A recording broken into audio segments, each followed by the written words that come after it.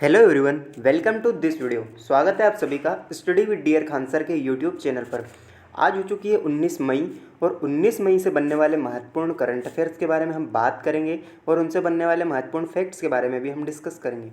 तो चलिए शुरुआत करते हैं आज के पहले प्रश्न के साथ। और ये रहा आपका आज का पहला प्रश्न कि उत्तर प्रदेश के निम्नलिखित में से किस जिले में नाथ कॉरिडोर बनाया जाएगा। तो भाई साहब यहाँ पर आपके पास ऑप्शन दिए हुए हैं। ऑप्शन ए है बरेली, ऑप्शन बी है लखनऊ, ऑप्शन सी है आगरा और ऑप्शन डी है कानपुर।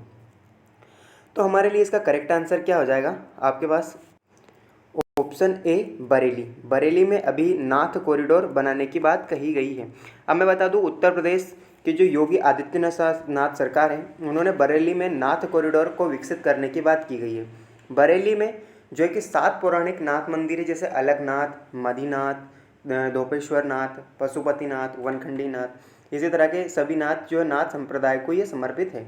अब नाथ संप्रदाय की बात यहाँ पर की गई है, तो नाथ जो पंथ है एक हिंदू धार्मिक परंपरा है जिसकी उत्पत्ति 9वीं और 10वीं शताब्दी में भारत में हुई थी। ठीक है, इसी के साथ मैं आपको बता दूं कि गोरखनाथ जी को नाथ पंथ का प्रवर्तक माना जाता है। अगला क्वेश्चन है, निम्नलिखित में से किस स्थान पर उत्तर प्रदेश अपना पहला अरोमा पार्क स्थापित करेगा भाई साहब? तो यहाँ पर ऑप्शन ए है अलीगढ़, ऑप्शन बी हमारे पास कन्नौज, ऑप्शन सी है मिर्ज़ापुर और ऑप्शन डी है कानपुर। तो हमारे लिए इसका करेक्ट आंसर क्या हो जाएगा? खुशबुओं का नगर कन्नौज। कन्नौज में जो उत्तर प्रदेश राज्य है वो अपना पहला अरोमा पार्क स्थापित करेगा। अब ये अरोमा पार्क की बात की जाए तो कोलोन शहर कन्नौज राज्य का पहला अरोमा पार्क स्थापित करेगा। और ये जो है कि पार्क का निर्माण तमिल की कंपनी जो टेमो हाउस ये करेगी। कन्नौज के जो अरोमा पार्क है उसको बनाने के लिए महत्वपूर्ण कारण ये है कि जो एसेंशियल ऑयल आसानी से यहाँ पर मिल जाएगा, और दूसरा ये है कि खुशबुओं को आसानी से यहाँ पर मिल पाएगी। ठीक है, जो खुशबुओं का नगर इसे बोला जाता है। इसी तरह से उत्पाद को विदेशों में भी बेचा जा सकता है। ठीक है, इसी के साथ अरोमा पार्क बनाने के कारण भारत के परफ्यूम उद्योग जो कि चीन पर निर्भर है, बेल्जियम और अन्य ऐसे देशों पर जो निर्भरता है उसको खत्म कर दिया जाएगा। इसी के साथ अगला क्वेश्चन देख लेते हैं, निम्नलिखित में से किस व्यक्ति ने नए केंद्रीय मंत्री यानी कि केंद्रीय कानून मंत्री के रूप में किरण रिजिजू का स्थान लिया है?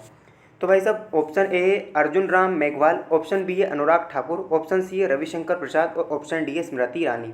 तो हमारे लिए इसका करेक्ट आंसर क्या हो जाएगा? अर्जुन राम मेघवाल जी। इनको अभी हाल ही में केंद्रीय कानून मंत्री के रूप में जो है कि निर्धारित किया है। तो द्रौपदी मुर्मू जी ने प्रधानमंत्री मोदी के कहने पर अभी केंद्रीय मंत्रिपरिषद में जो है कि एक विभागों का आवंटन किया है। जो अर्जुन राम मेघवाल है उनको नए कानून मंत्री के रूप में, जो किरण रिजिजू है उनको पृथ्वी विज्ञान मंत्रालय विभाग के रूप में, और जो जितेंद्र सिंह है उनको पृथ्वी विज्ञान मंत्रालय के प्रभार से मुक्त कर दिया गया है। इसी के साथ हम अगला क्वेश्चन देख लेते हैं, साउथ एशियन युवा टेबल जो टेनिस चैंपियनशिप है 2023 हाल ही में संपन्न हुई है, यहाँ किस स्थान पर आयोजित की गई है?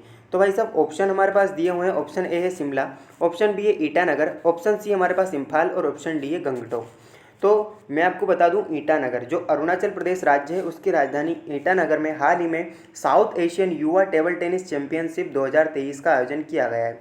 ठीक है, चैंपियनशिप में भूटान, बांग्लादेश, भारत, मालदीव, श्रीलंका, नेपाल जैसे 6 देश 100 से अधिक एथलीटों के साथ में जो है कि भाग लेने वाले हैं। इसी के साथ हम देख लेते हैं अगला क्वेश्चन, निम्नलिखित में से कौन सी संस्था 2030 तक भारत में क्लाउड इंफ्रास्ट्रक्चर में $12.7 बिलियन का निवेश करेगी? तो भाई साहब ऑप्शन ए है गूगल, ऑप्शन बी है Amazon web service, option C है माइक्रोसॉफ्ट और ऑप्शन डी है अल्फाबेट इंक। तो हमारे लिए इसका करेक्ट आंसर क्या हो जाएगा? Amazon web service. ठीक है, इसने अभी हाल ही में $12.7 बिलियन का निवेश करने की बात कही गई है। ठीक है, क्लाउड इंफ्रास्ट्रक्चर में। अब जान लेते हैं जो अमेजॉन वेब सर्विसेज है, इसमें हाल ही में इसे AWS के नाम से जाना जाता है और 2030 तक क्लाउड इंफ्रास्ट्रक्चर में $12.7 बिलियन का निवेश करने की योजना बनाई गई है। इसी के साथ जो डेटा सेंटर है इसके बुनियादी ढांचों के विस्तार पर ध्यान केंद्रित करेगा, और जो भारतीय व्यवसाय में ये सालाना लगभग 131,000 यानी कि 1,31,00,000 पूर्णकालिक समकक्ष नौकरियों को समर्थन देने वाला है। इसी के अनुसार इसको स्टार्ट किया गया है। अगला क्वेश्चन हमारा, मई 2023 में भारत और यूरोपीय संघ जो कि निम्नलिखित में से किस क्षेत्र पर समन्वय करने के लिए सहमत हुए हैं? तो ऑप्शन है युवाओं की स्किलिंग, ऑप्शन बी है शिक्षा क्षेत्र, ऑप्शन सी है अर्धचालक क्षेत्र और ऑप्शन डी है आगमन पर वीज़ा। तो हमारे लिए इसका करेक्ट आंसर क्या हो जाएगा? अर्धचालक क्षेत्र। ठीक है, अर्धचालक क्षेत्र के लिए 2023 मई में भारत और यूरोपीय संघ ने अभी हाल ही में समन्वय करने की बात की है। तो भाई साहब पहली जो भारत यूरोपीय संघ व्यापार प्रौद्योगिकी परिषद की बैठक जो ब्रुसेल्स से यहाँ पर आयोजित की गई थी, उन्होंने डिजिटल जो कौशल में इसमें अंतर और जो प्रमाणन है इसकी पारस्परिक मान्यता को खोज पर चर्चा की है और भारत और यूरोपीय संघ के लिए अर्धचालक क्षेत्र में अपनी नीतियों का समन्वय करने की बात कही गई है। इसी के साथ 2023 तक ये समझौता ज्ञापन को पूरा करना इनका मुख्य उद्देश्य या लक्ष्य है। अगला क्वेश्चन, मई 2023 में प्रधानमंत्री नरेंद्र मोदी ने ओडिशा की पहली वंदे भारत मेट्रो ट्रेन का उद्घाटन किया है। तो इस ट्रेन का रूट क्या है? ऑप्शन ए है कटक से पारादीप, ऑप्शन बी है पुरी से हावड़ा, ऑप्शन सी है सुंदरगढ़ से देवगढ़, ऑप्शन डी है रायगढ़ से अंगुल। तो हमारे लिए इसका करेक्ट आंसर क्या हो जाएगा? पुरी से हावड़ा। ठीक है, ये ओडिशा की पहली ट्रेन चली है वंदे भारत मेट्रो और इसका रूट पुरी से हावड़ा रहेगा। प्रधानमंत्री मोदी जी ने जो कि गुरुवार को वीडियो कॉन्फ्रेंसिंग के माध्यम से 8,000 करोड़ की लागत से इसकी आधारशिला रखी है और ये एक वंदे भारत एक्सप्रेस थी जिसे पुरी और हावड़ा के बीच झंडी दिखाकर रवाना किया गया है। वंदे भारत जो ट्रेन है इसकी बात की जाए तो ट्रेन 18 के रूप में भी इसे जाना जाता है। भारतीय रेलवे द्वारा संचालित स्वदेशी रूप से डिजाइन और निर्मित सेमी हाई स्पीड ट्रेन है। ठीक है, 2019 में इसको प्रारंभ किया गया था। वंदे भारत की कई विशेषताएं हैं जो यात्रा को आरामदायक और सुविधाजनक बनाती है। इसी के साथ अगला क्वेश्चन हम देख लेते हैं, मई 2023 में कर्नाटक के मुख्यमंत्री के रूप में कौन शपथ लेगा? हाँ भाई साहब, आ गया आपके लिए सबसे महत्वपूर्ण क्वेश्चन। तो हमारे लिए ऑप्शन ए है सिद्धारमैया, ऑप्शन बी है DK Shiv Kumar, option C है बसवराज बोम्मई और ऑप्शन डी है थावरचंद गहलोत। तो भाई साहब यहाँ पर मैं आपको बता दूँ कि सिद्धारमैया जो जी है इनको हाल ही में इनको नए मुख्यमंत्री के रूप में शपथ लेने की बात की गई है। मई 2023 में डीके शिव कुमार डिप्टी सीएम बनेंगे। इसी के साथ बसवराज बोम्मई की बात की जाए तो ये पहले सीएम थे और थावरचंद गहलोत की बात की जाए तो यहाँ के गवर्नर हैं। इसी के साथ हम बात कर लेते हैं सिद्धारमैया को कर्नाटक के अगले मुख्यमंत्री और डीके शिव कुमार को उप मुख्यमंत्री बनने की बात कही गई है। ठीक है, इसी के साथ शपथ ग्रहण समारोह शनिवार को कांग्रेस नेतृत्व की मौजूदगी में जो कि बेंगलुरु के कांटीरवा स्टेडियम में होगा। अब हम देख लेते हैं हमारा 18 मई से रिलेटेड जो करंट अफेयर्स थे उनका रिवीजन। अन्नू रानी ने स्वर्ण पदक जीता फेडरेशन कप 2023 में। तो एशियाई खेलों में क्वालिफाइंग करने के लिए इन्होंने एक मार्क पार किया है। तो ये किस खेल से संबंधित है?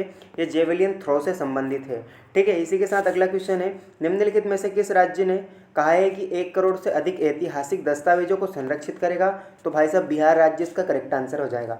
हमारा अगला क्वेश्चन है, निम्नलिखित में से पेटीएम के COO और अध्यक्ष के रूप में किसको नियुक्त किया गया है? तो भावेश गुप्ता को किया गया है। अगला क्वेश्चन है, निम्नलिखित में से उत्तर पूर्व राज्य ने नई उड़ने वाली केको प्रजाति की खोज की है? तो ये किस राज्य में? मिजोरम इसका करेक्ट आंसर हो जाएगा।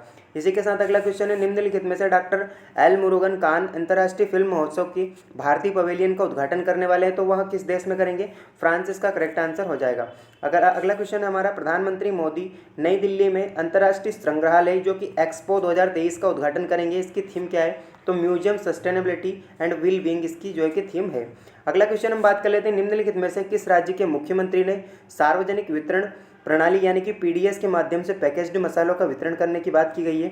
तो वो किसने की गई है? त्रिपुरा, माणिक शाह ने की है। ठीक है, इसी के साथ हम देख लेते हैं अगला क्वेश्चन, निम्नलिखित में से शेरपा रिकॉर्ड की 27वीं बार माउंट एवरेस्ट पर चढ़कर एक नया रिकॉर्ड स्थापित किया है? तो कामी रीता शेरपा इसका करेक्ट आंसर हो जाएगा हमारे लिए। इसी के साथ हम देख लेते हैं हमारा आज का अंतिम क्वेश्चन है जो कि आपको इसका आंसर कमेंट सेक्शन में बताना है। किसे अखिल भारतीय नाट्य परिषद के अध्यक्ष के रूप में चुना गया है? आपके पास यहाँ पर 4 ऑप्शन दिए हुए हैं, करेक्ट आंसर आपको कमेंट में बताना है।